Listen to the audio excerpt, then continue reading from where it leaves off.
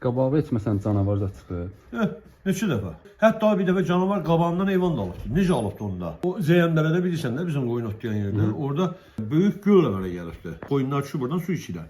Mən də suyunun böyründəyəm, ağaca söykənmişəm, kitab oxuyuram. İt də var böyrümdə. Ancaq biz suyunun bu yan tərəfindəyik. O yandan heyvanla vaxt düşübdü su içməyi görməmişəm. Bir də gördüm bir inək heyvanı toxuna çıxardı quyudan. Baxdım gördüm heyvanın boğazında qırmızı ləkələr var. Sıraz bildim ki bunu canavar tutubdu.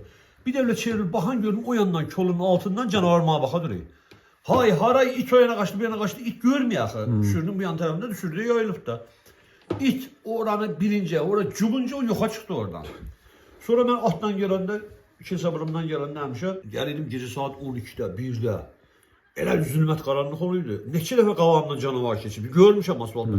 Yağış yağıbdı, yer elə bir ki, onda asfalt güzgü kimi oluyor. Ay işığı çıxıbdı.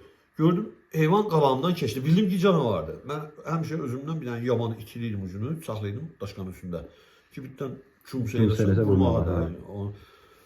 Neçə dəfə yolda tanış şoferlər ayrıca bir göz gəlmə, canavar zat atı yiyər, səni yiyər.